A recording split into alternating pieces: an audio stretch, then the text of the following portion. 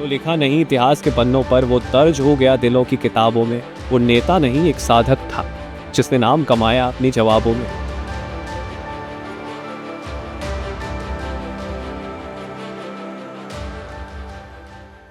मनमोहन सिंह एक ऐसा नाम है जो बुद्धिमत्ता, विनम्रता और ईमानदारी का प्रतिनिधित्व करता है।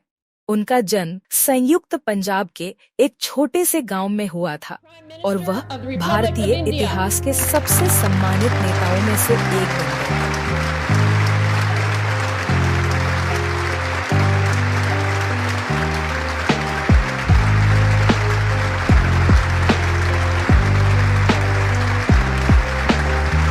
26 दिसंबर 2024 को उनके निधन पर पूरा देश शोक मना रहा है।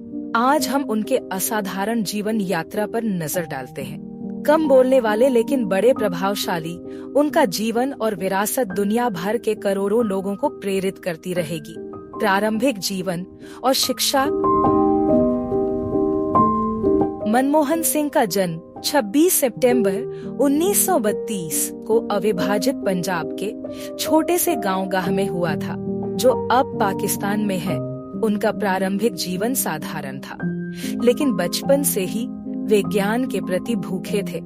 1947 में भारत के विभाजन के बाद उनका परिवार अमृतसर आ गया, जहां उन्होंने तमाम चुनौतियों के बावजूद अपनी पढ़ाई जारी रखी। एक मेधावी छात्र के रूप में उन्होंने कैम्ब्रिज विश्वविद्यालय में अर्थशास्त्र की पढ़ाई के लिए छात्रवृत्ति प्राप्त की और बाद में ऑक्सफोर्ड विश्वविद्यालय से डॉक्टरेट की उपाधि प्राप्त की। उनके शोध ने व्यापार और विकास पर नई राहें खोली।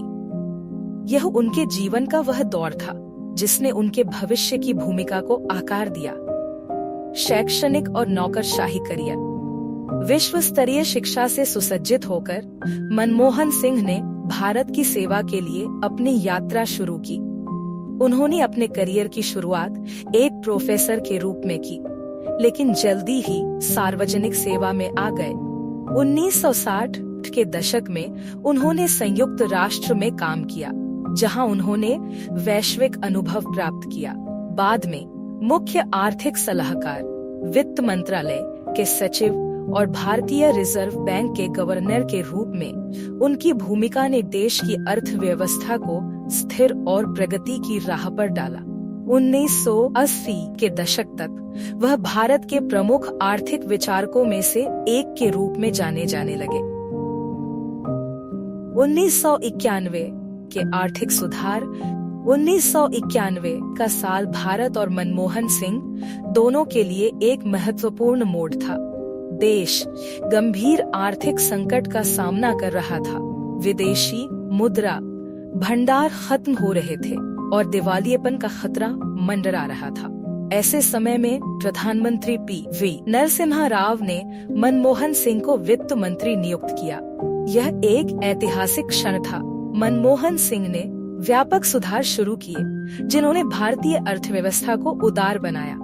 उन्होंने सरकारी नियंत्रण को कम किया, बाजारों को विदेशी निवेश के लिए खोला और निजी उद्यमों को प्रोत्साहित किया।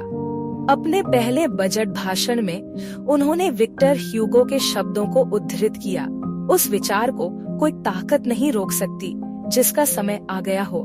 ये शब्द एक बदलते भारत के प्रतीक बन गए।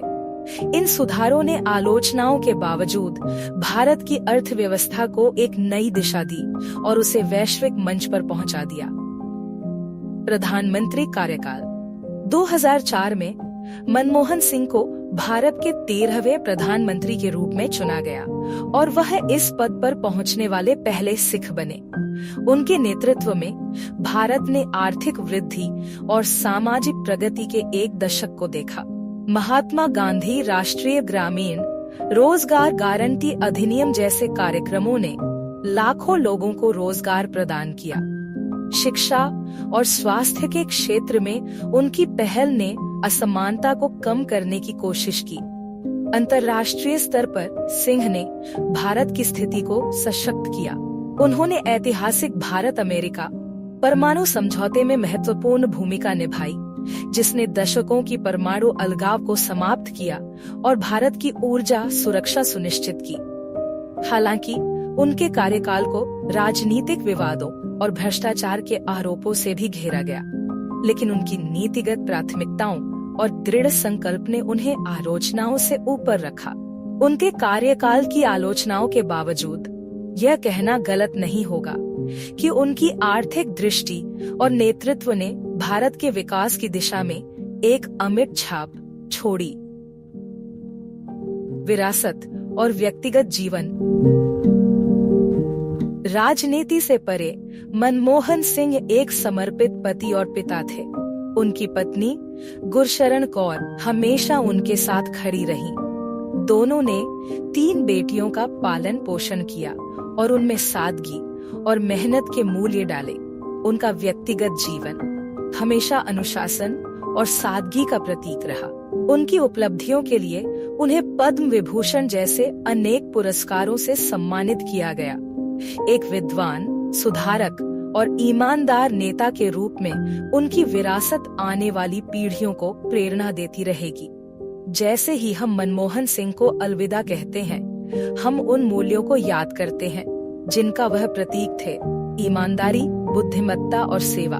पंजाब के एक छोटे से गांव से लेकर देश के सबसे ऊंचे पद तक की उनकी यात्रा साहस और समर्पण की कहानी है। उन्होंने हमें सिखाया कि नेतृत्व शब्दों का नहीं बल्कि कार्यों का होता है। उनके शब्द भारत का सर्वश्रेष्ठ अभी आना बाकी है हमें इस महान राष्ट्र की अनंत संभावनाओं की याद दिलाते हैं। आज हम न केवल एक पूर्व प्रधानमंत्री को याद कर रहे हैं, बल्कि एक दूरदर्शी नेता को भी सलाम कर रहे हैं।